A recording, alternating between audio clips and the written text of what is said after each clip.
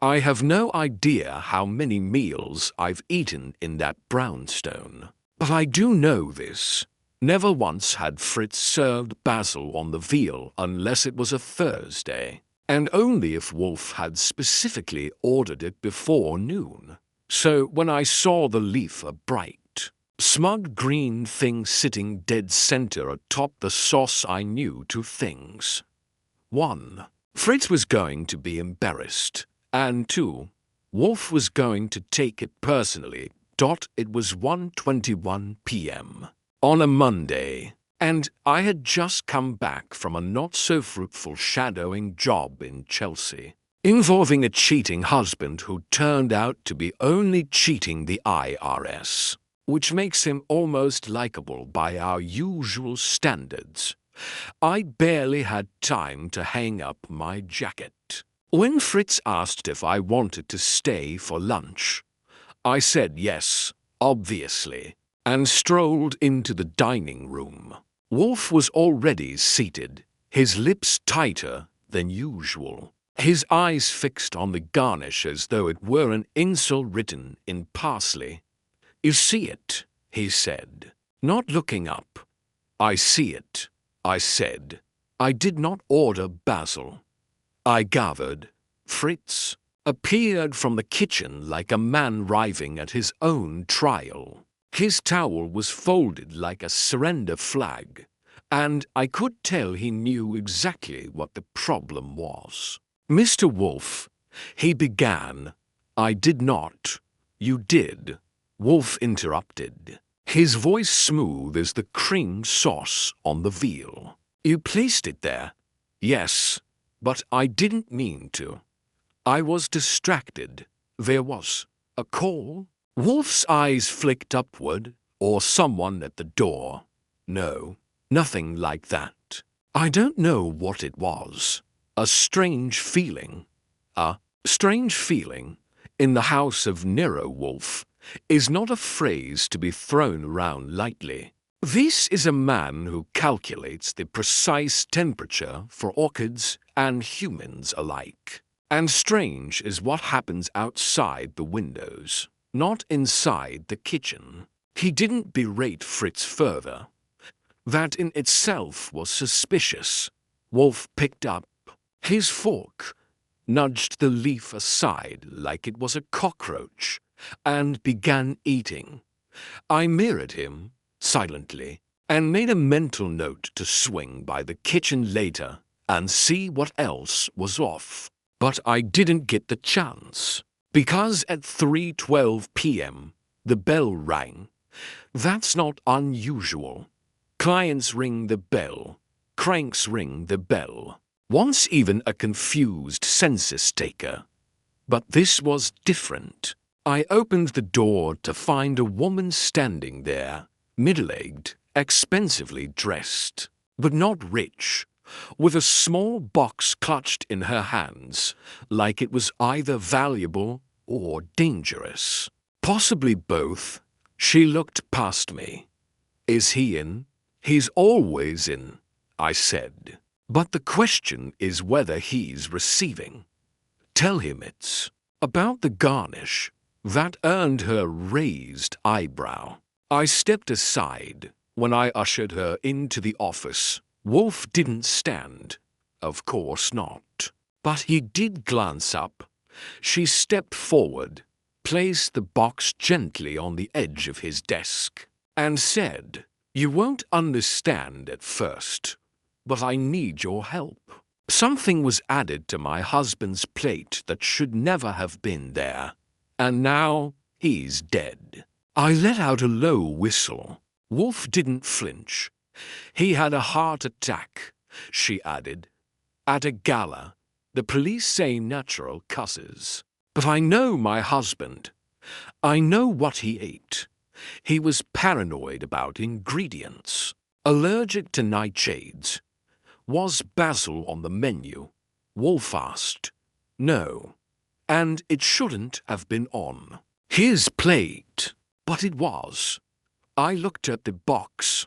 The label said refrigerate immediately. It wasn't ticking, but the tension in the room was. I found this in his coat pocket, she continued. It doesn't belong. It wasn't his. I need you to look into it, quietly. Wolfe leaned back, one hand resting on the armrest, the other twitching just slightly near his chin. What is your name, madam? Evelyn Darnley. My husband was Andrew Darnley, real estate. Wolfe grunted. And you believe this Basil, this Garnish, was no accident? I'm certain someone planted it. As a message, or worse, he didn't answer right away. Instead, he waved a hand at me. I took the box and placed it on the side table. He didn't open it. He didn't even ask what was inside. I dislike coincidence, Wolfe said finally, and I dislike culinary errors. But I despise symbolism most of all. Then, he added, Archie, show Mrs. Darnley out and make an appointment for tomorrow. 11 o'clock. She hesitated. You'll take the case? I already have, he said, dry as dust. Though not, perhaps, for the reasons you assume. When she was gone, I turned to him. You're not seriously going after a food poisoning angle, are you? No, he said, not yet. But that leaf this afternoon, it wasn't just a leaf. It was a disruption. He looked toward the kitchen door, then at the closed office window. Then he murmured, and disruptions tend to ripple. There's a rhythm to the brownstone, a tempo you don't notice until it skips. The front door creaks twice around 8:55 a.m. when the mail slot smacks shut. Fritz steps into the hall at 9:47 sharp to collect the eggs from the grocery boy. The elevator makes its only trip down round 11 when Wolfe deigns to visit the orchids. So when I heard the bell again at 8:03 the next morning before coffee, before Fritz had even laid out the breakfast tray, I knew we were already offbeat. Wolfe was still upstairs, which meant it fell to me to be gracious. I threw on a jacket, answered the door, and found myself face to face with a man who looked like his barber gave up mid-cut. And his tailor gave up altogether. Rumpled brown coat, wire glasses, and the kind of stiff politeness you get from an accountant testifying before Congress. Mr. Goodwin, he asked, blinking fast. Depends on who's asking. Name's Everett Purnell. I heard you were taking a look into Andrew Darnley's death. That set the morning tone. I let him in. Wolfe wasn't up. But I knew better than to let a lead walk away cold and took him to the front room. While I sent Fritz up with a tray and a heads up, Purnell perched on the edge of the red chair like it might bite. I offered coffee. He declined, then immediately looked like he regretted it.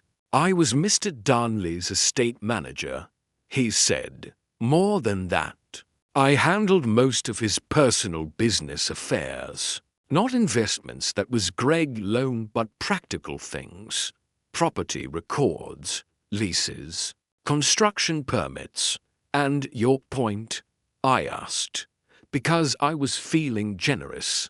My point, he said, reaching into a side pocket and pulling out a folded sheet, is that Mrs. Darnley wasn't the only one who found something odd. This came in the mail yesterday. No note, no return address. He handed it to me. On the page was a scanned photo of a banquet plate, crystal, gold trim, fancy food, and dead center a single green leaf. This was his plate at the gala, Purnell whispered. Someone took a picture.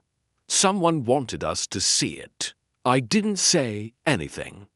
Instead, I walked to the office and rapped on the door.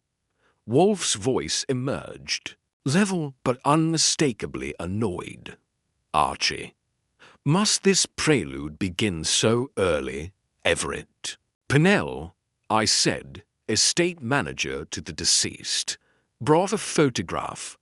"Basil is back." That got a grunt.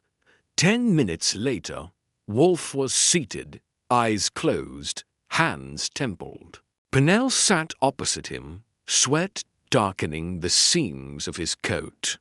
I handed Wolfe the printout. He studied it. "Do you know the photographer?" Wolfe asked. "No." "Why bring this to us?" "Because it's deliberate. You have to understand Andrew was careful. He vetted every caterer. The gala was for a new development project, big names, big money. He never left anything to chance." Wolfe didn't move.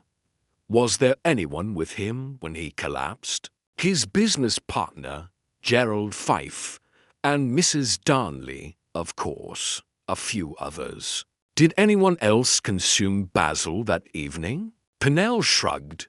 "Not that I know of." Wolfe sighed. "You understand, Mr. Pennell, that I am not a police officer.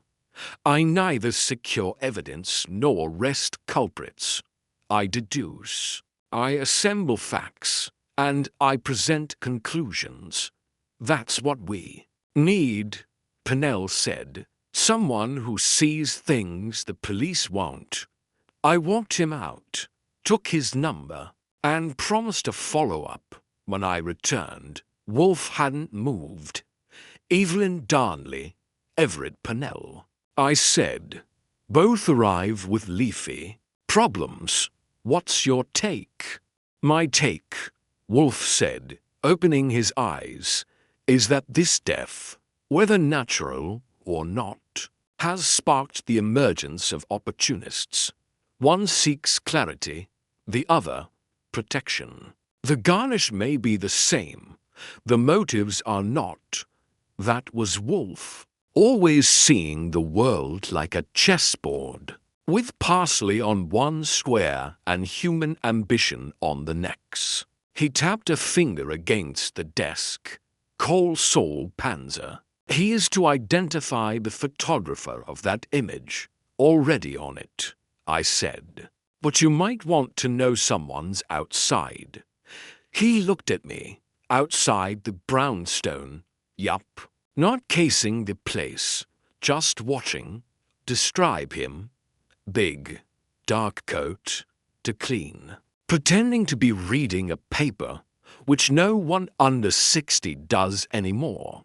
Could be media, could be a lawyer, could be none of the above." He sighed again. "Find out, but take care not to invite him in." "Not yet." That was the rule. Wolfe let people in only when the situation demanded it or when someone forced his hand. And if there's one thing Wolfe despises more than unsolicited Basil, it's a hand being forced. By noon, Fritz reported that one of the spice jars had been misfiled. The basil had been moved. No one admitted touching it. Not Fritz, not Theodore, not me.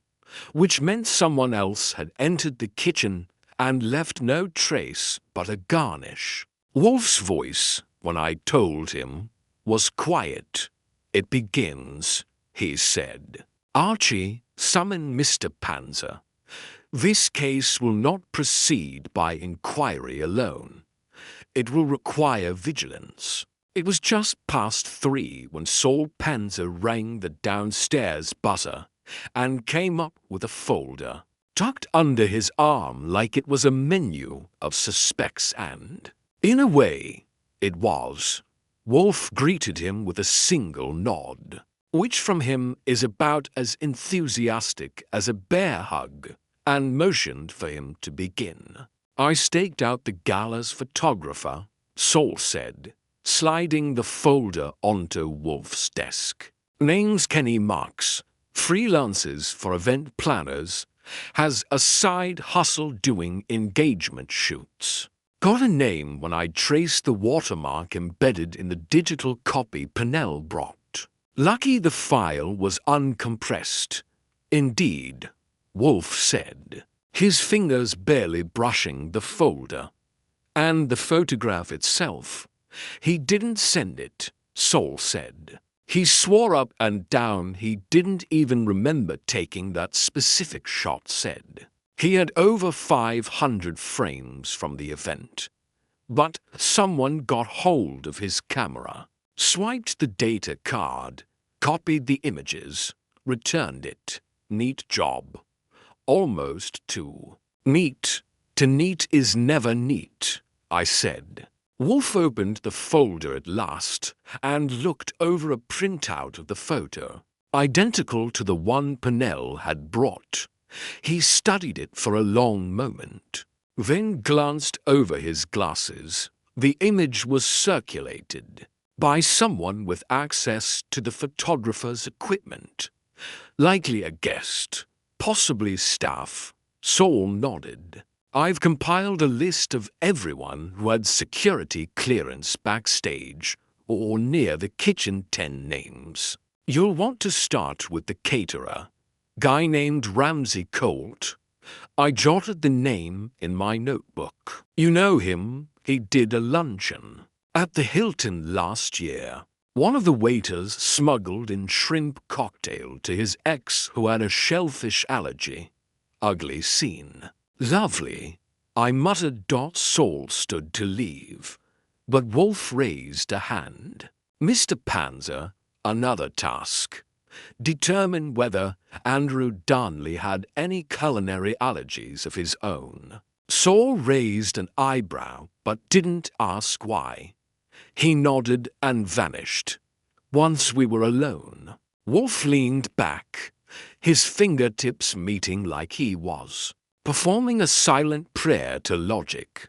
Mr. Darnley's death, he said, is unconfirmed in its criminality, but the basil this garnish indicates intent. Whether it was malice, message, or mockery remains unclear, which means I get to meet the cast, I said, flipping open my notebook. Wolfe dictated slowly, methodically. Begin with Gerald Fife, the business partner. They co-chaired the gala. He may resent Evelyn Darnley. He may covet Andrew's assets. Either way, he is near the center. Got it. Next, Wolfe continued. Lois Niven, head of PR. She arranged the guest list and controlled the media narrative following Darnley's death. If the garnish was symbolic, she may know what it was meant to imply. To Down, third grade, loan, financial advisor. If the death triggered a payout or a shift in control, he stands to benefit. His presence at the gala must be confirmed. On it. Fourth, Wolfe said, his voice cooling slightly, Ramsey Colt, the caterer. He or his staff placed the garnish. I want his kitchen staff list, delivery invoices, and any substitute personnel noted. I barely capped my pen before Wolfe spoke again. And finally, he said, Julia Glenn, Darnley's former assistant. She resigned 6 weeks ago, according to Pennell's records. She was still listed on some event rosters. If she attended, that is meaningful. I looked up, so 5 suspects, all with proximity, all with motive, assuming Darnley was pushed and not just unlucky. Wolfe gave me one of his long, unreadable stares. Luck rarely wears the perfume of precision. By 6:15, I was on my way to the Upper East Side with a fresh shirt, a notepad, and a vague sense that this thing was going to boil over one way or another. The first stop, Gerald Fife. He lived in a high-rise with a concierge who looked like he wanted to be anywhere else.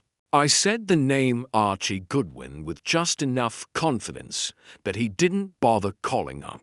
Before waving me through, Fife opened the door himself. Late 40s, hair like a politician and a jawline that screamed focus group. He offered me a mineral water and sat down like he had rehearsed being innocent. I'm told you're investigating Andrew's death, he said. I'm told you were next to him when it happened. Yes. Did you notice anything unusual about the food? He blinked. It was a catered event. Everything looked normal. Did you eat the veal? I asked. No, I had the fish. That's not what's listed on the table cards, I said, bluffing. You were seated for veal. He frowned. I traded with someone. I don't remember. Who? He was lying and not well. Did Andrew have any enemies? I asked. He leaned back. Enemies? Not overtly. He had critics. A few tenants' unions, some press, maybe a developer, he iced out. Anyone at the gala who didn't like him? He hesitated. Lois. She was furious after he cut the ad budget last month. Said he was sabotaging his own image. That was something. I thanked him and left. Next up, Lois Niven. She worked late. Her office was still lit when I knocked. She looked up from her laptop with the weariness of someone who'd been accused before.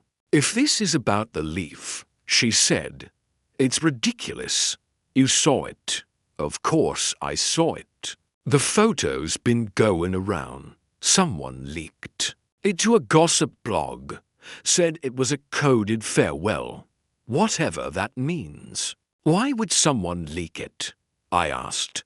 To imply intent or scandal. Either way, it made Andrew look unstable. Was he? She laughed. Once, Andrew wasn't unstable. He was calculating. That Basil wasn't an accident. Any idea who would do that? Her eyes narrowed. Greg Loam. Or Julia. One of them. Why? Because Greg lost a deal Andrew backed out of. And Julia, well, let's just say she left with a lot more than a severance check. I left that office with more questions than answers. By 9 o'clock, I was outside a little Italian place in Tribeca, where Ramsay Colt was allegedly running a late tasting menu. He saw me coming and didn't look surprised. I'm not talking without a lawyer, he said. I'm not police, I said. I'm private, and I'm not here about taxes. He sighed. Look, I didn't poison anyone. I run a clean kitchen. You served basil to a man with a documented allergy. I didn't serve anything to Andrew Darnley. We plated what the menu required. If there was basil, it was last minute. Someone tampered. Tampered how? I don't know, he said. But the Garnish station was moved after setup. We keep basil near the salads. That night it was near the hotline. Someone rearranged things. That made me pause. Who? He frowned. I had a temp on staff. Female. Used to work for Darnley's firm. Said she wanted to get back into events. Name. He scratched his head. Julia. Julia Glenn. I nodded and stood. Wolfe would want to hear this. By the time I returned to the brownstone, the orchid lights were off and the dining room was empty. Wolfe was in the office, reading a monograph on Hungarian paprika. But he looked up when I walked in. Report, he said. I laid out everything. Fife dodging, Lois spinning, Colt pointing a finger, and Julia always reappearing in the margins. When I finished, Wolfe closed his book with a soft thud.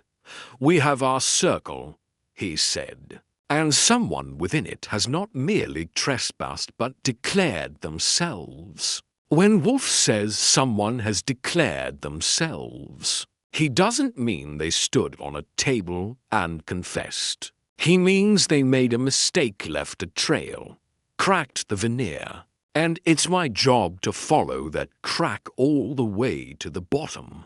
That meant the next 24 hours were mine to squander on cab fare and suspicious conversations. While Wolfe stayed rooted in his chair like a particularly irritable tree trunk, he had decided Julia Glenn was the pressure point, and I agreed. But that didn't mean the others were out of the running. I started with Greg Loam, the financial advisor.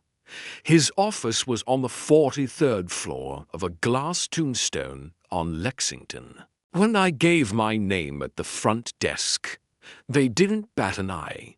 Apparently, Greg was expecting someone. He greeted me in an office that looked like it was designed by someone who hated comfort, but loved steel. Greg was a numbers man with a Broadway smile, tall, pressed.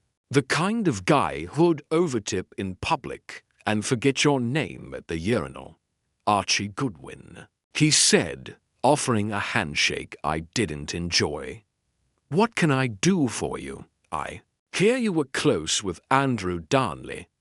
I handled his money, if that counts as close. "Depends on how much of it you handled," I said. He chuckled, like he enjoyed the implication. Andrew was a careful investor. Too careful sometimes. We had disagreements. Like pulling out of that Midtown Tower deal. His smile flickered. That wasn't a disagreement. That was a betrayal. We were partners in the pitch, and he left me standing there looking like a con artist. "So you were angry?" "Hell yes. But I'm not a killer, and I'm not an idiot. Do I think his death was suspicious? Of course. Do I know anything about it? No. I studied his face. There was no twitch, no panic, but there was something mechanical about the whole performance, like he'd rehearsed being outraged, and now was just reading from memory. "What do you know about Julia Glenn?" He leaned back. The assistant, smart girl, left suddenly. I always thought Andrew pushed her out. Why? I heard she'd gotten close to Evelyn. Too close. There was gossip, not my area, which was Greg's way of pretending not to spread gossip while delivering it gift-wrapped. I left the glass tomb and made a few calls from a coffee shop that overcharged for ambience. One of them was to Saul, who reported that Julia Glenn had no fixed address in the last 6 weeks. Her apartment was sublet, her phone number disconnected. The last transaction on her bank records was a catering temp deposit courtesy of Ramsey Colt. My next stop was a diner where one of Colt's regular line cooks was said to frequent after hours. The guy, Miguel, had a memory like a colander, but eventually admitted that the new girl on gala night had worked exactly one shift, said almost nothing, and disappeared without collecting her final pay. She'd signed in his Jane D. No ID, no resume, no trace. Back at the brownstone that evening, I filled Wolfe in. He nodded once and went quiet. "The girl has vanished," he said finally. "That is not flight. That is calculation. We let that marinate overnight." By morning, Wolfe had recovered his usual momentum, and I was out the door again. This time I went looking for the oldest thread, someone who knew Andrew before the gala, before the real estate, before the Garnish, his college roommate, a guy named Derry Cole, lived in a cluttered walk-up in Hell's Kitchen and answered the door in a bathrobe. Andrew Darnley, he said, scratching his chest. Yeah, we shared a room junior year. What's this about? Did you stay in touch? Some. He got rich. I got old. Why? Ever meet Julia Glenn? He blinked. Oh, sure. She used to manage Andrew's schedule. Smart, organized, too good for the job. You think she had something to do with what happened? I think she's missing, I said. And I think Andrew's death wasn't just bad luck. That wiped the grin off his face. Well, damn. Listen, I don't know where she went. But she was loyal to Andrew. I mean, loyal. The kind of loyalty that comes with secrets. I always figured she was protecting him. That was a new angle. Julia Glenn, guardian of secrets? Or was she protecting herself? As I was leaving, my phone buzzed. Saw. I found her, he said. Julia. Lives under an alias in Astoria. Bought groceries this morning. I followed her to a second-floor unit above a laundromat. I was there in 40 minutes. The door opened after 3 knocks. Julia Glenn looked 10 years older than her employee photo. Pale, alert, her hair tied back like she'd been preparing to run. She didn't scream. She didn't slam the door. She looked at me like she'd been expecting someone, but not me. Archie Goodwin, I said. I work for Nero Wolfe. I know who you are, she said. I didn't ask how. I stepped in and let the door close behind me. You worked the gala, I said. You garnished Darnley's plate. I didn't, she said. I tried to stop it. From what? From being a warning. She sat, suddenly exhausted. Her eyes didn't move. Andrew was being blackmailed, she said, for months. He didn't want to go to the police. He thought it would ruin him. He asked me to intercept any threats, track where they came from. I traced them back to someone close. To close. Who? I asked. I don't know for sure, she said. But I narrowed it to 2 people, Greg Loam and Lois Niven. One of them had access to the photographer's files. One of them had reason to want Andrew silent.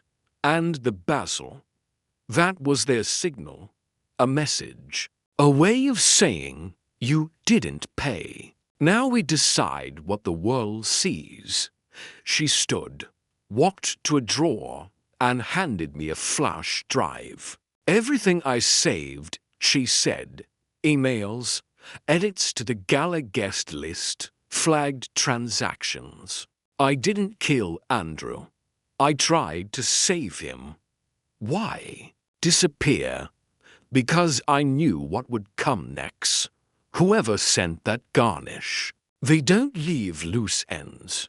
I left her there, made my way back to the brownstone, and handed the flash to Wolfe without a word. He took it like it was a holy relic and inserted it into the desktop machine. With fingers that barely touched the keys, files opened.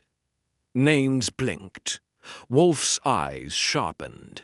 Archie, he said, call all 5 suspects. I want them here tomorrow. At 10. You going to lay it out? I'm going to finish what the Basil started. In most cases, when Wolfe orders a full parade of suspects into the office, It's because he's sure. Not sure enough to call the cops. Not yet. But sure enough to start shaking the tree. But this time was different. There was no body that screamed. Murder. No weapon. No smoking anything. Just a garnish, a photograph, a few ghosted records. And a missing woman who'd finally reappeared holding a drive full of secrets. Still, Wolfe didn't rush. He doesn't rush for earthquakes. The day before the gathering, he locked himself in the plant room with Theodore for nearly 2 hours. When he emerged, he was silent. No lunchtime commentary. No afternoon digression on the injustices of powdered saffron. Nothing. Just that stillness he gets when he's fitting the last pieces into a mental jigsaw. Waiting for the click, I spent the evening triple-checking the chairs in the office. When Wolfe stages a showdown, seating is everything. Fife and Loam on the left, Niven and Colt on the right. And in a fifth chair, reserved in quiet anticipation, Julia Glenn. Wolfe had insisted she attend. She is the hinge, he told me. Without her, the door remains shut. By 9:45 the next morning, Fritz had brewed the strong tea Wolfe preferred for tension-heavy mornings. I positioned myself near the Globe bar, ready to pour something stronger if needed. At 10 sharp. They arrived. First Gerald Fife, looking like he'd just sold a city block. Then Lois Niven, lacquered and unreadable. Greg Loam followed, all charm and shine shoes, with Ramsay Colt not far behind, wearing a chef's coat like armor. Julia was last, stepping in quietly, not making eye contact. They took their seats. Wolfe didn't say a word until the last one had settled. Then he shifted in his chair and began. "You are all here because of a leaf," he said. "A sprig of basil that did not belong where it was placed. It was, as I now understand, neither culinary flourish nor oversight. It was a signal, a calling card, and an act of profound calculation." They glanced at each other. Colt crossed his arms. Niven tilted her head. Wolfe went on. "That leaf appeared on the plate of Andrew Darnley the night he died. It was not part of the menu. Its presence was intentional." Fife scoffed. "You brought us here over a garnish." "No, Mr. Fife," Wolfe said, unbothered. "I brought you here over a pattern." He pointed a finger toward Julia, who flinched slightly. "Miss Glenn, you intercepted threats against Mr. Darnley. You traced them to individuals in this room." "Correct," Julia nodded. "I traced them to accounts burner emails, but the timing lined up with internal meetings, expense reports, file edits. I narrowed it to Greg or Lois."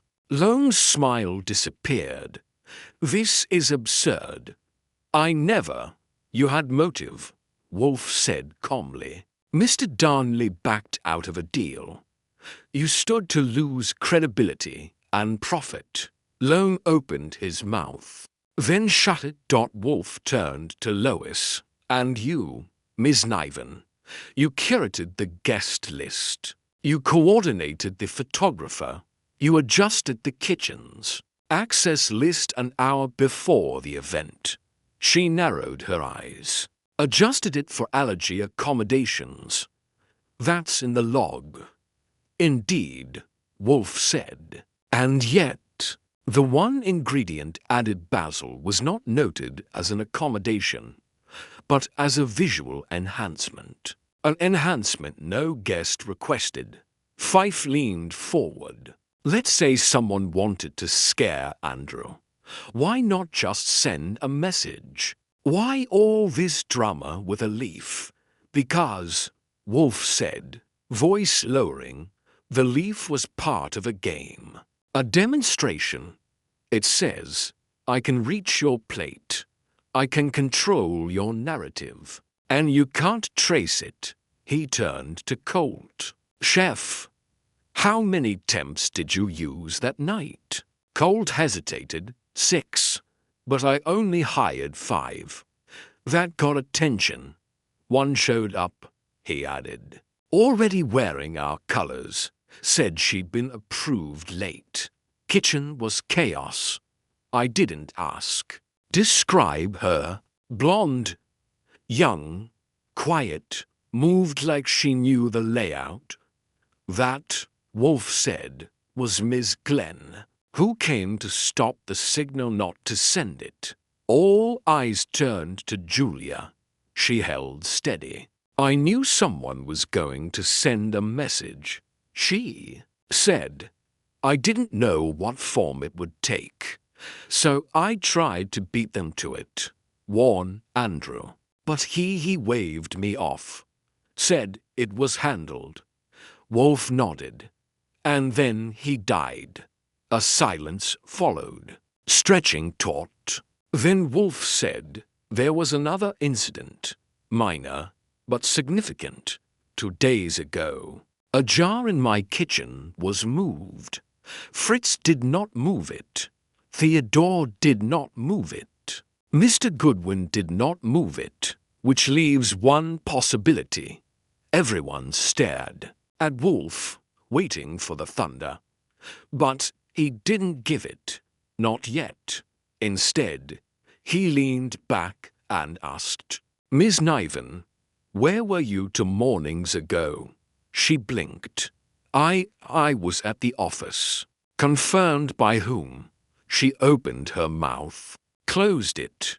Because someone entered this brownstone, Wolfe continued, and tampered with the basil jar. It was subtle, but deliberate, and unnecessary unless one wanted to send a message to me. Greg muttered, What the hell is going on here? Wolfe's voice sharpened. What is going on, Mr. Loam? Is that someone wished to indicate reach? First into a kitchen at a public gala, then into the kitchen of a man known for his boundaries. He let that settle. You are all here because the lines of motive and opportunity intersect. But only one among you left digital fingerprints. Only one used a deleted email account traced to a public terminal 2 blocks from Ms. Niven's office. Only one edited the guest list and embedded metadata identifying the source device. And only one of you accessed the photographer's cloud backups. Using a VPN issued through a corporate server belonging to Loam Financial Holdings. Greg stood. You can't prove that. None of that's admissible. You're bluffing. I never bluff, Wolfe said. The silence that followed was broken only by the distant hum of the refrigerator down the hall. Julia spoke first. Greg set it all up. He found out Andrew was preparing to remove him from the firm. He planted the leaf so the death would look ominous, scare off scrutiny, and put blame on Evelyn or me. Then he leaked the photo, using metadata from the photographer's drive to authenticate it. I watched Loam's face as she spoke. He didn't deny it. He just looked at Wolfe like a man facing a chessboard 3 moves from checkmate. You can't prove murder, he said, voice low. Wolfe nodded. Nor do I wish to. You sent a signal. You forced a collapse. A leaf triggered a heart, not a poison. But malice doesn't always wear blood. Sometimes it wears seasoning. Fife stood. That's it? He walks. That, Wolfe said, is for the authorities. Mr. Goodwin, notify Inspector Kramer. I made the call. When I returned, Wolfe had turned back to his orchids. Everyone was gone except Julia. She lingered at the door. You knew before I even walked in, didn't you? Wolfe didn't turn around.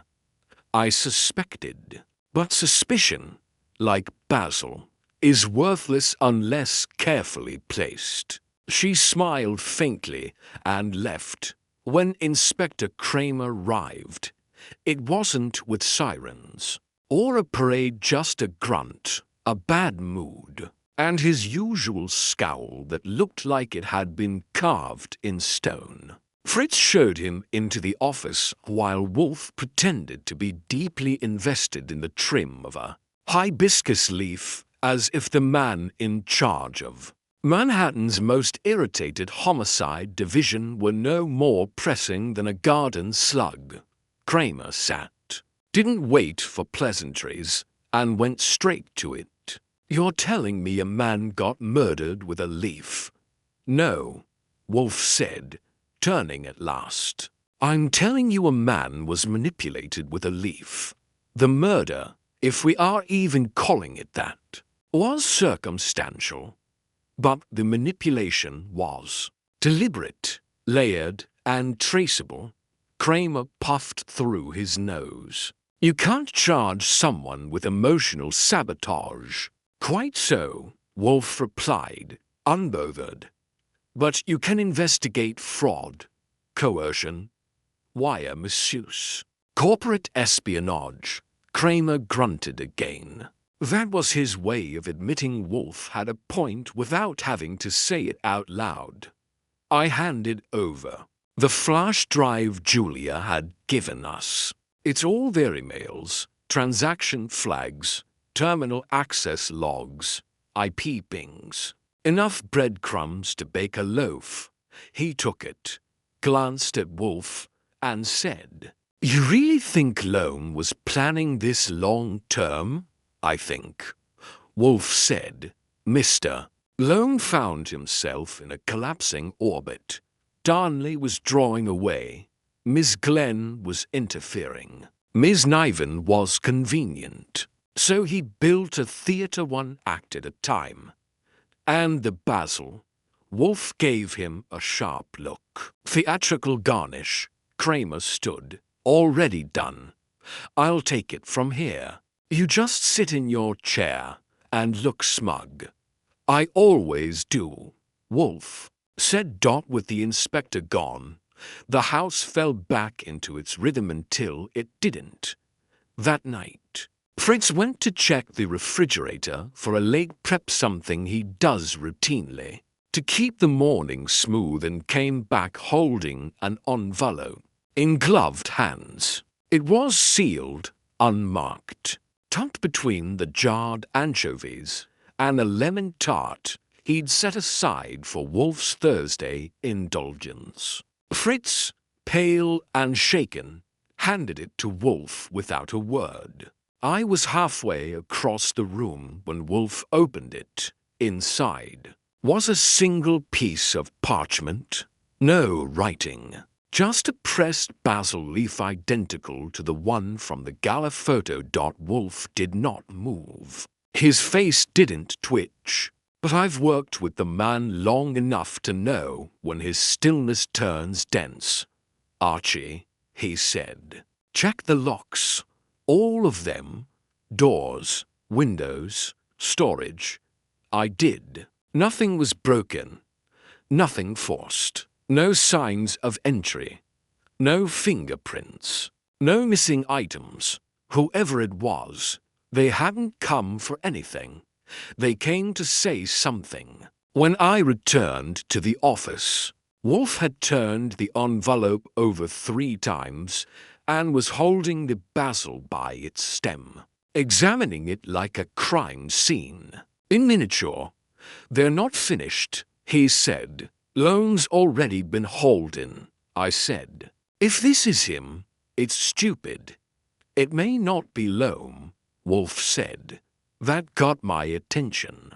You think we missed someone, I think. Wolfe said slowly that Mr. Lone was not acting alone. And there it was.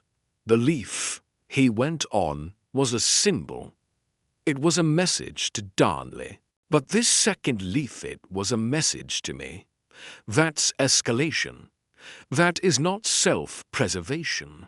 That is defiance, and the kind of person who does. That, I said, is the kind of person who doesn't fear consequences.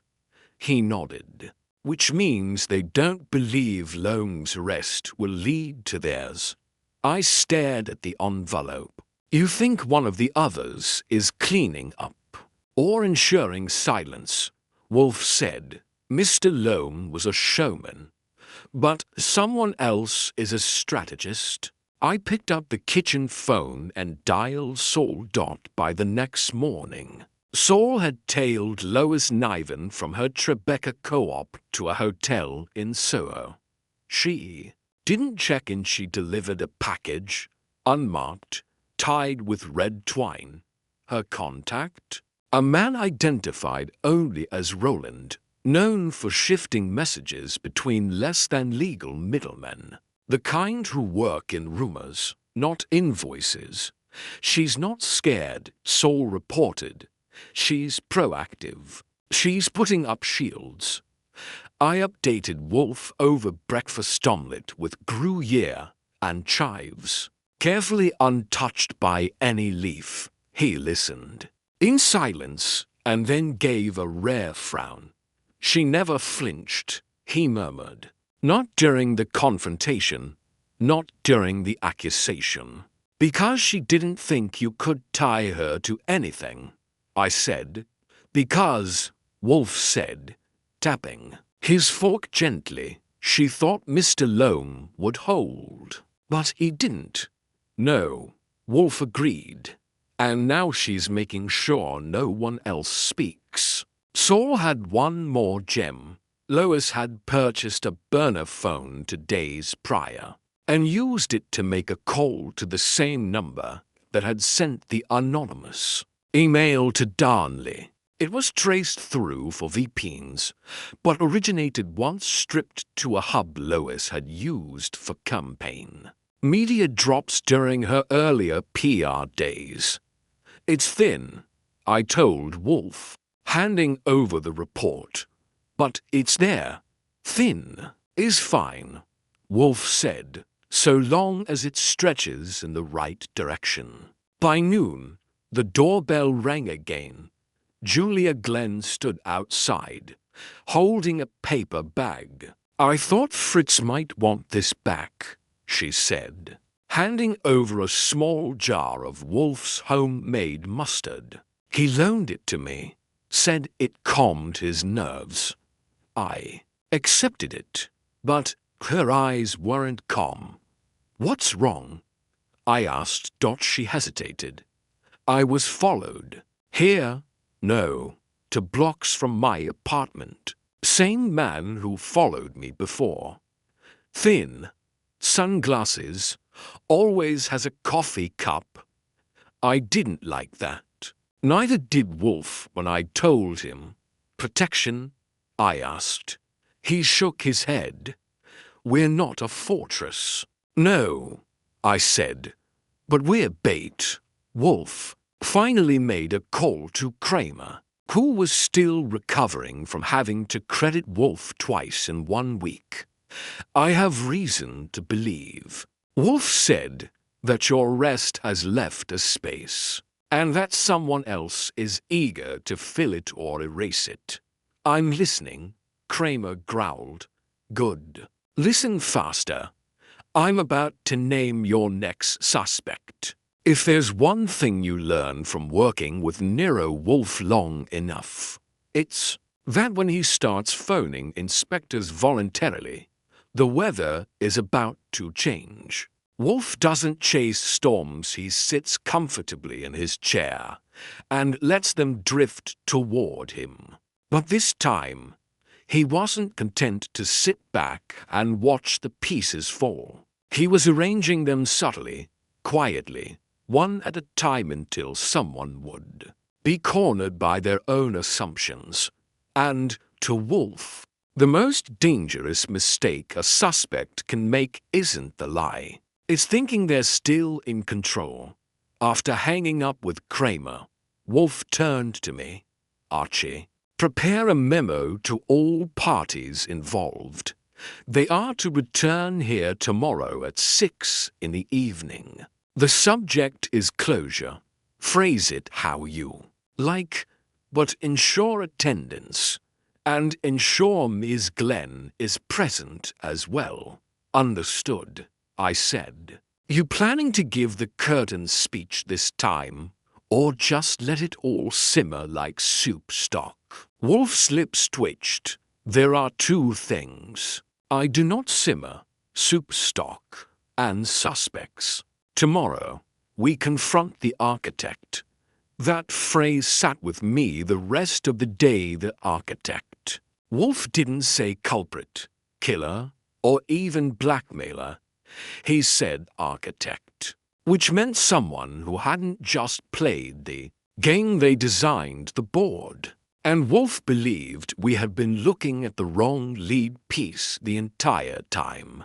While I sent off invitations, Saul Panzer and I ran a quiet operation. He tracked Lois Niven against Weiss to the same building in the Flatiron district, once to a townhouse in Gramercy Park, where an elderly widow named Tamsin Reeves owned for units, and a fifth under a shell company. According to real estate records, one of the trusts controlling that shell belonged to none other than Evelyn Darnley. That alone wasn't shocking. Evelyn had money. She'd inherited a chunk from her own family. But it did add another dot to the growing constellation Wolfe was mapping in his head. More curious was a meeting caught by Saul's long lens. Lois entering Tamsin Reeves' townhouse. Then, 30 minutes later, Evelyn Darnley exiting from the back. To different women. One building. One overlapping shadow. I brought the photos to Wolfe that evening. He studied them in silence. She's not hiding, he finally murmured.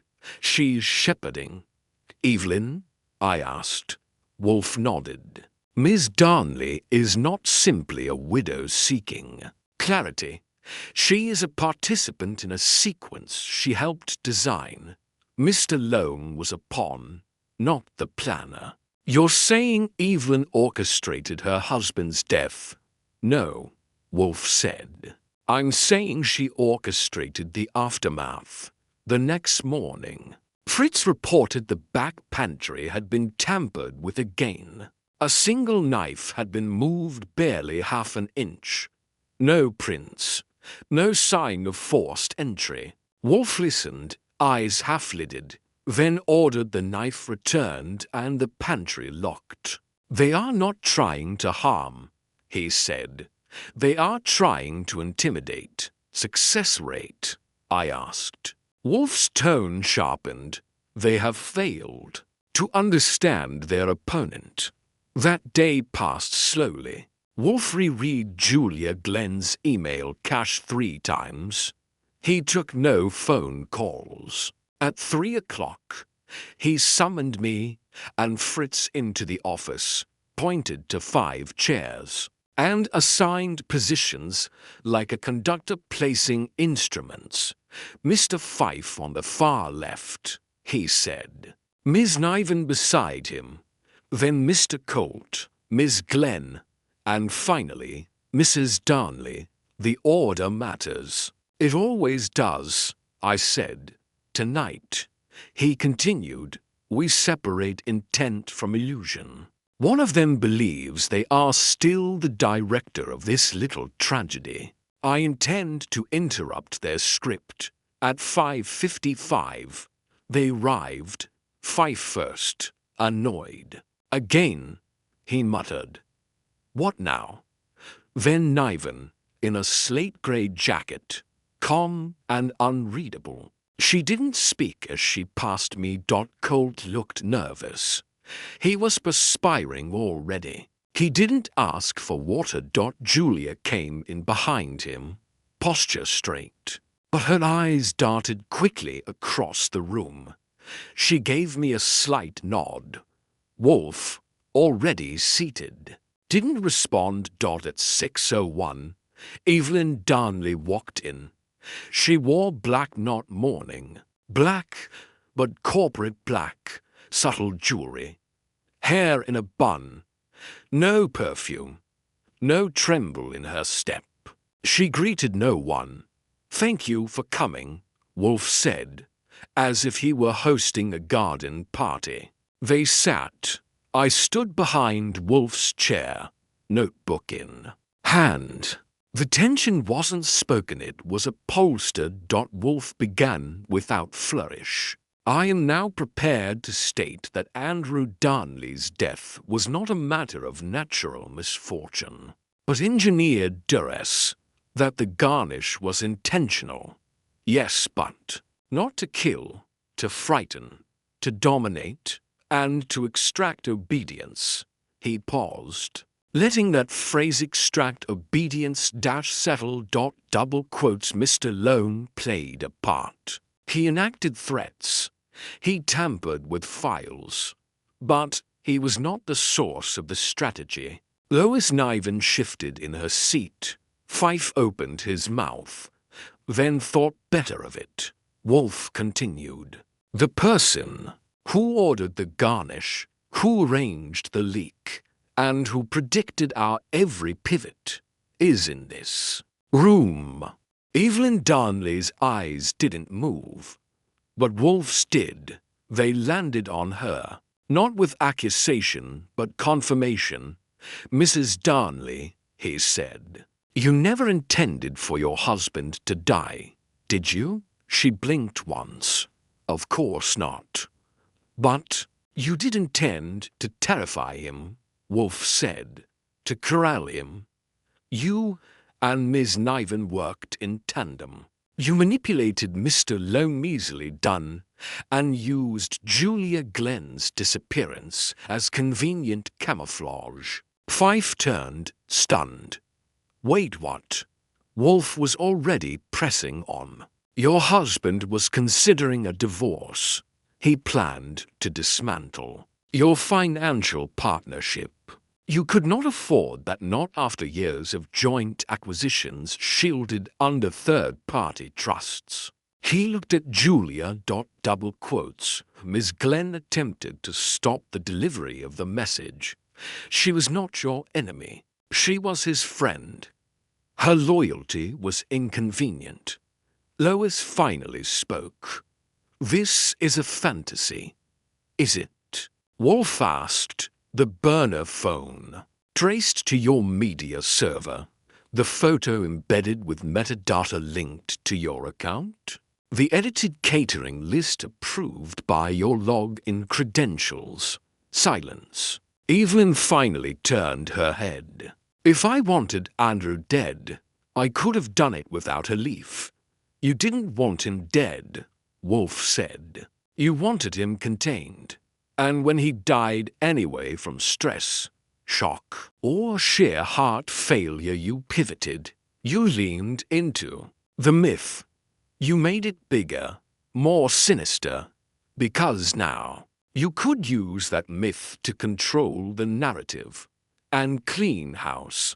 "That's ridiculous," she said. "Who would believe that?" "I would," Wolfe said.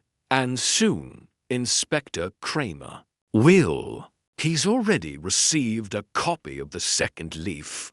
Lois stood. "I want a lawyer." Evelyn didn't move. "Do what you must," Wolfe said. They left one by one. Julia last. She lingered at the door. "You knew from the start," she said. "I suspected," Wolfe replied. "The Garnish was too elegant for chaos." She smiled faintly. "So what now?" "Now," Wolfe said, "we serve dinner." The brownstone was quiet after they left. Not peaceful. Wolfe doesn't do peace, but heavy. Like a room waiting for thunder. Fritz brought in dinner at 7:30. Duck confit with wild rice and haricots, everything plated just so, with no trace of basil anywhere. Wolfe didn't speak until the duck was gone, the dishes cleared, and Fritz had retreated to the kitchen. "I am satisfied," he said, not looking at me. That was as close as he'd ever get to calling it a win. I didn't push for more. I was used to Wolfe digesting victory with the same precision he digested protein, methodically, with a napkin and minimal commentary. But I wasn't done chewing.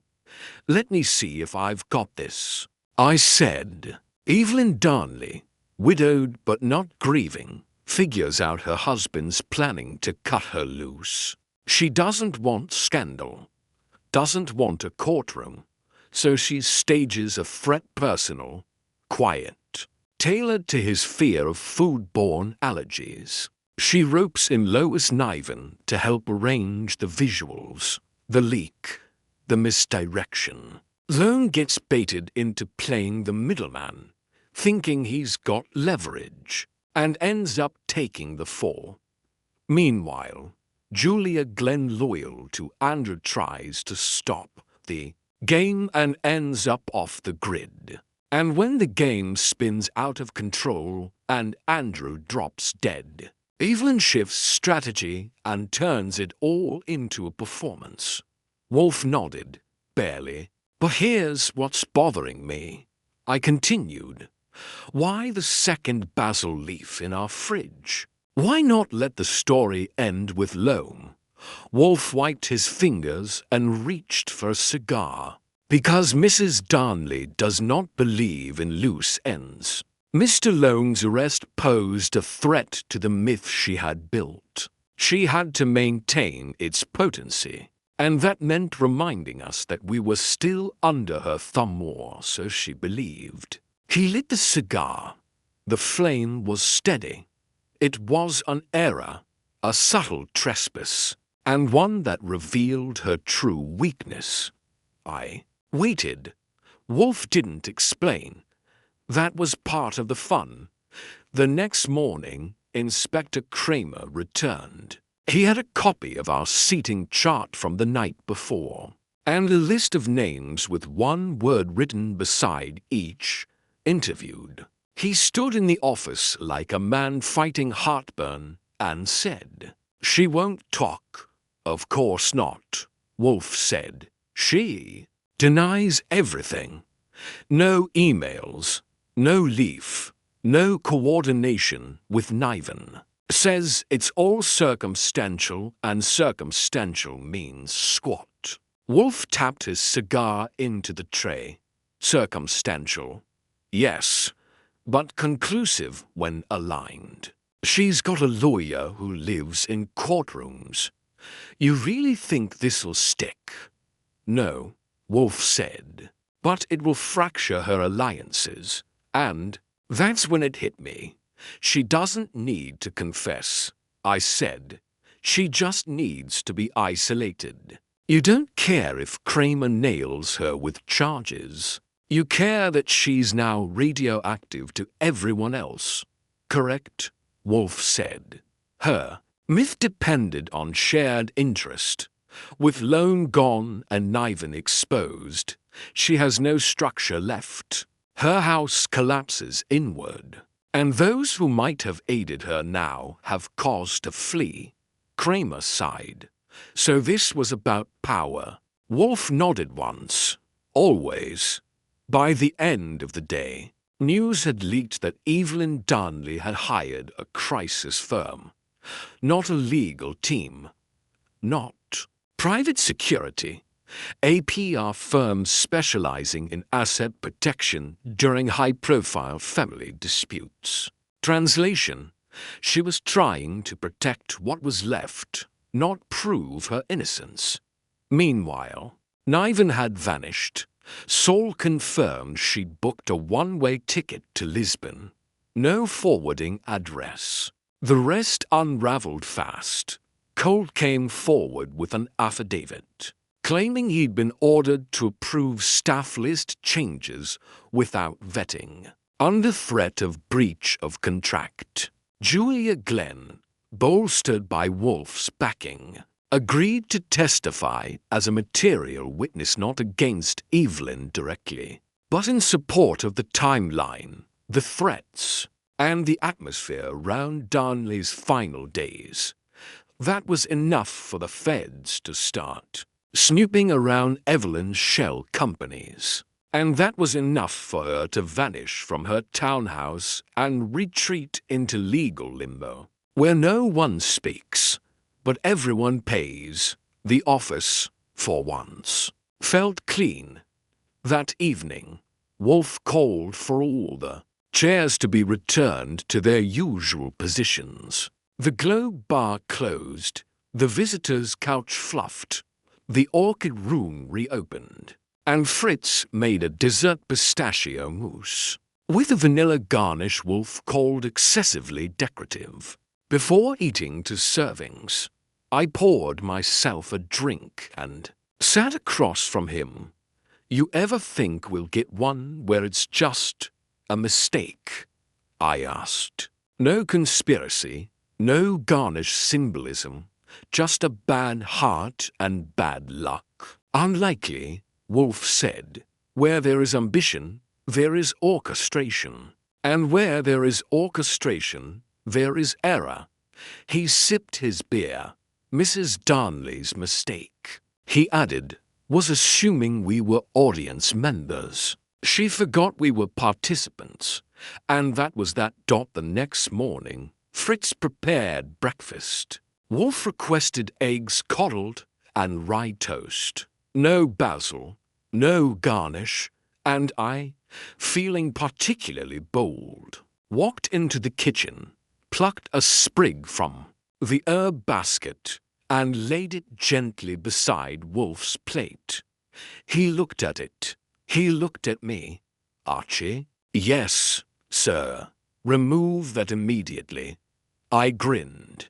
Just wanted to see if you were still paying attention. I am always paying attention. And with that, the case of the garnish was closed. There are few things Nero Wolfe enjoys more than a meal without interruption. So when I walked into the office just past 9 the next morning, with a fresh copy of the Gazette folded under my arm and a faint grin, I had a feeling I was about to ruin his eggs. Page 3, I said, placing the paper on the edge of his desk. He didn't look up immediately. That was Wolfe. He never lets a newspaper dictate his timing.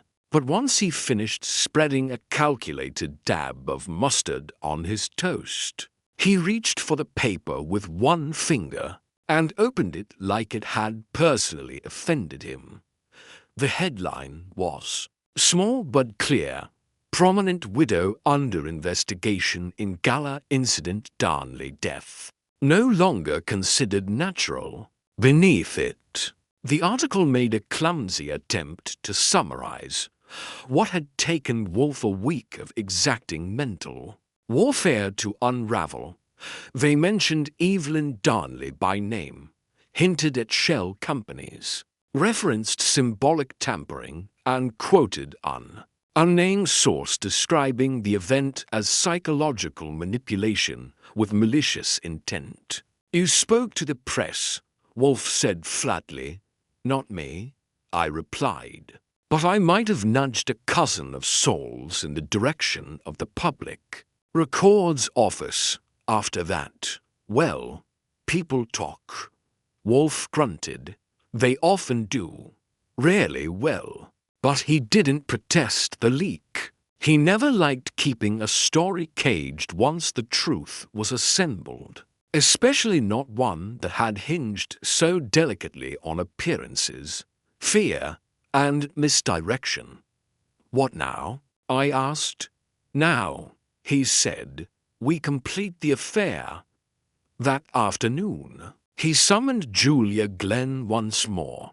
She arrived in the same brown coat from before, looking more composed but still marked by the pressure she'd walked through. She sat in her usual chair. Fritz brought tea. Wolfe remained behind his desk. "I assume you've read the news," he said. She nodded. "It's strange, seeing it all printed out, like it happened to someone else. It did not." Wolfe said, "You were central, but not culpable." She smiled faintly. "That's not how it always felt." "No," he agreed. "But feelings, unlike evidence, are mercurial. What matters is clarity." He steepled his fingers. "You understand, I trust, what Evelyn Darnley was attempting." Yes, she needed control. Of her husband, of the money, of the story, and she nearly had it. Julia sat back. What stopped her? Wolfe didn't answer immediately. He let the quiet build. Then, at last, he spoke. "Error. Precision is difficult to sustain in an emotional endeavor. Evelyn Darnley is clever. She understands influence, but not limitation. When she placed the second leaf in my refrigerator, she overstepped." Julia blinked. "Because it was personal?" "No," Wolfe said. "Because it was careless. The leaf was whole, untarnished, pressed, perfect, unlike. The one at the Gallowitch had browned slightly around the edges under the heat lamp, as any real garnish would. The one she placed here was ornamental, synthetic, from a package of artisanal replicas." He opened his drawer and placed the evidence on the desk, a sealed bag containing the leaf. The faint plasticky sheen visible in the office light. Julia leaned forward. "So it wasn't real?" "No," Wolfe said, which meant she wasn't continuing a threat. She was crafting a scene, an illusion, for my benefit. She needed me to believe she still had power. "And you let her believe that," I added. "Just long enough to sink her teeth into the myth she built." Wolfe gave a faint nod. "I waited for her to make herself central, and she did." Julia glanced down at the leaf again, then looked up. So the moment she switched from strategy to theater, that's when she lost. Precisely. She stood to go. "Thank you," she said quietly. "Not just for helping me, for seeing what really happened." "I prefer accuracy," Wolfe replied. "It makes meals more enjoyable." After she left, Wolfe turned to me. "It is done." "Sure is," I said. "You know, you really ought to let me write a book about these things." "No, just a few chapters, no. But think of the title. Death by Garnish, or The Basil Gambit, or—" "No, Archie." I dropped it, but I kept the mental note. Someday, the world would need to hear how plastic basil leaf became the linchpin of a corporate manipulati on scheme. That evening, Fritz made pork medallions with polenta. Wolfe ate them silently, staring at the orchids as if they were telling him secrets. I didn't interrupt.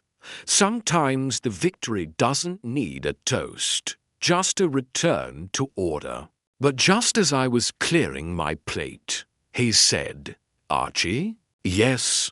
I find myself regretting one detail. I waited. I did not get to confront Evelyn Darnley directly. I find verbal defeat more satisfying when administered in person. I raised an eyebrow. "You think she'll come back? She's arrogant," he said. but not foolish when the investigations begin to scrape to close.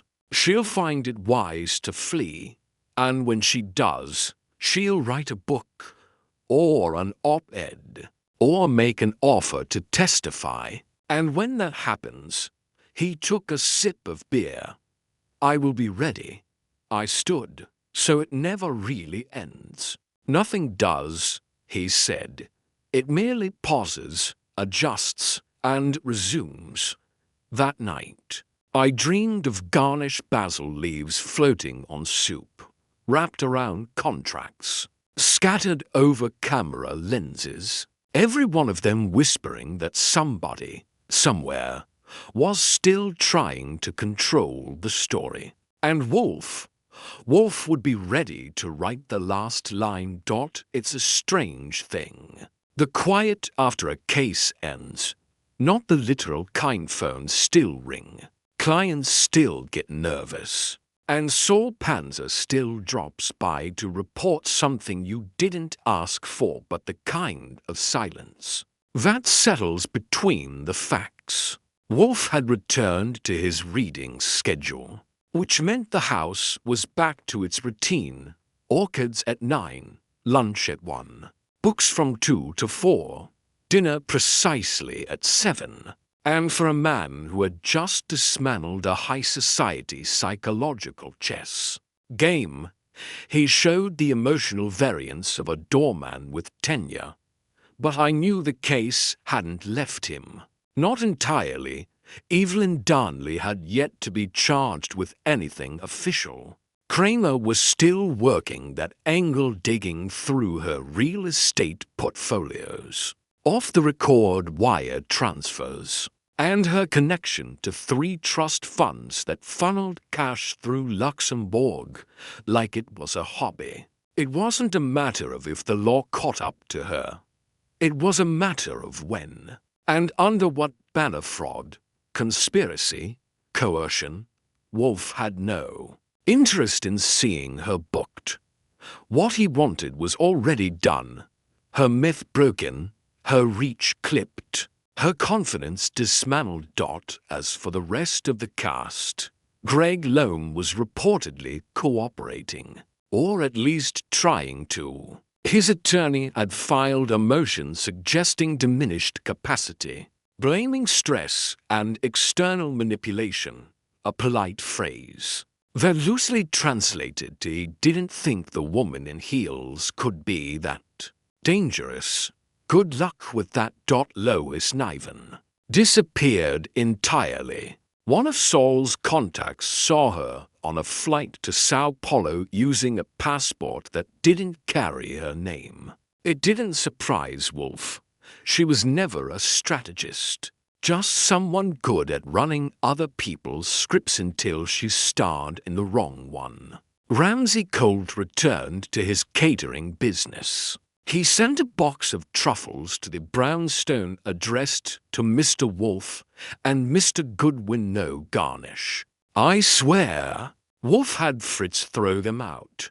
Julia Glenn moved across the city, started a new job non-profit. Human rights advocacy.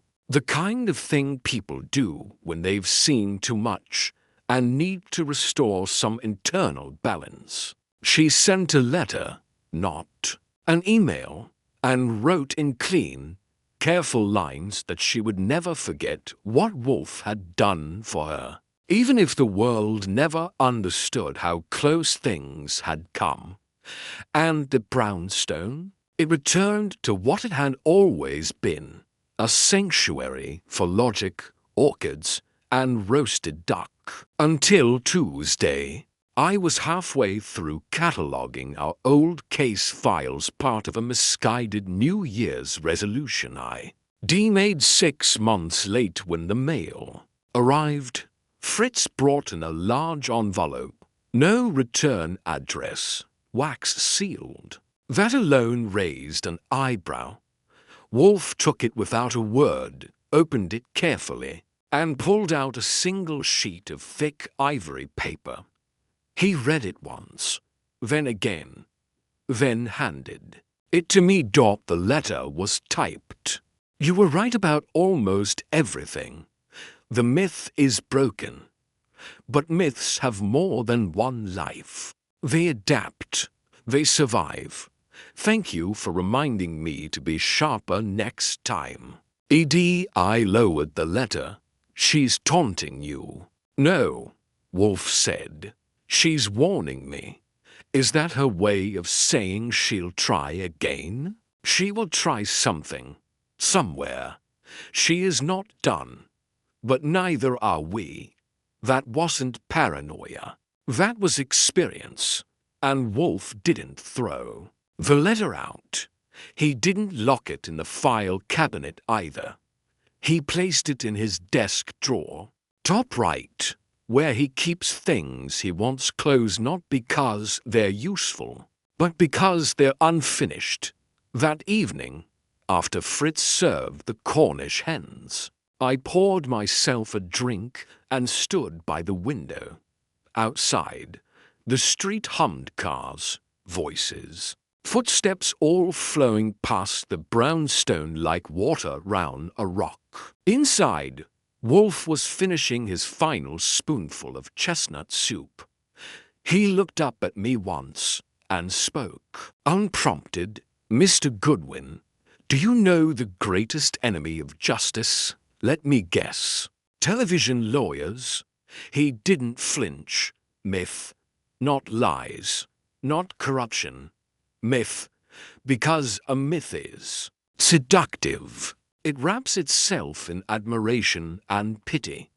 It survives disproof. I turned from the window. And you think Evelyn Darnley was building one? She already had, he said.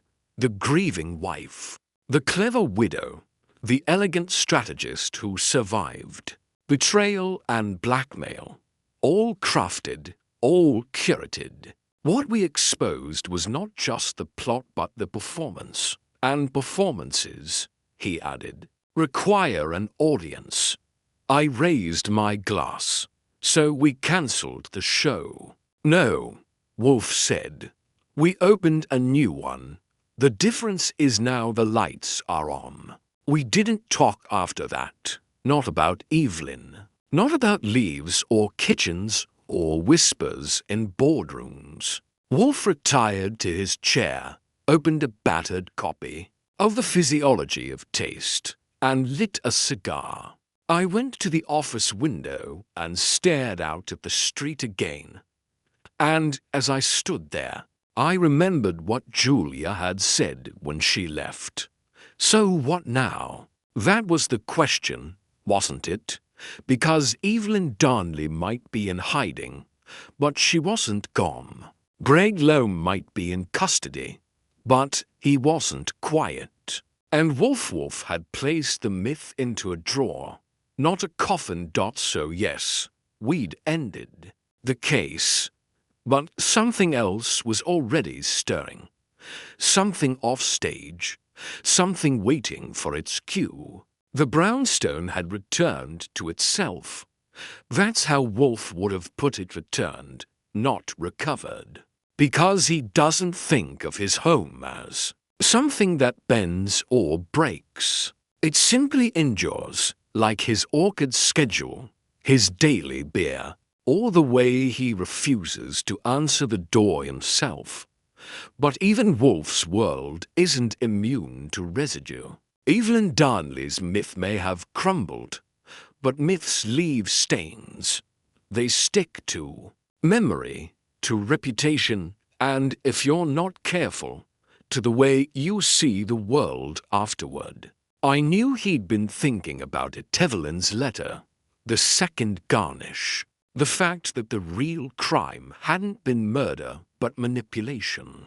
That's why, on the second day after the case had concluded, Wolfe summoned me into the office at precisely 11:45 a.m., which was usually when he wanted to confirm something about lunch. Instead, he gestured for me to sit. I did. He didn't speak for a full minute. Then he said, Archie, What do you remember most about the first time you entered this office? That caught me off guard. You were yelling at a cookbook. He grunted. And you? I thought. This guy doesn't move much, but he sees everything. Wolfe nodded, as if confirming a truth he'd already filed away. Then let me ask something else. Do you believe Mrs. Darnley intended to kill her husband? No, I said. She wanted obedience, not a corpse. He nodded again. And yet he is dead. Heart attack. Real one. No poisons. No sharp objects. Indeed. Silence again. He tapped the armrest. What I find intolerable, Mr. Goodwin, is that she succeeded in something even Loam couldn't. She introduced uncertainty. About what? About the boundary between threat and act, between message and murder, the leaf real or artificial blurred. That boundary, that is dangerous. I understood what he meant.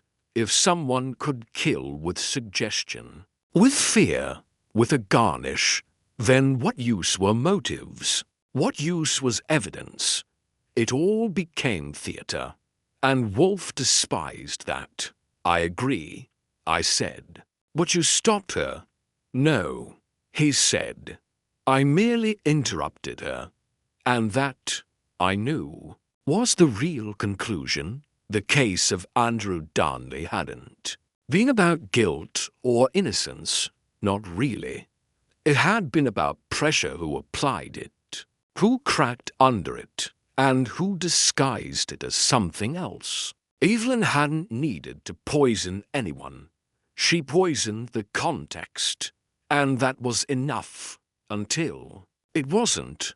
Wolfe rose, which he rarely does outside mealtimes, and walked to the window. He didn't open it, just stood there, watching the street. His voice, when it came, was quiet, but iron-edged. Fear, Mr. Goodwin, is the most efficient tool of control. Faster than loyalty, more durable than money. But it is not infinite. Sooner or later, it overreaches. He turned. And when it does, it ends up in your drawer. I finished.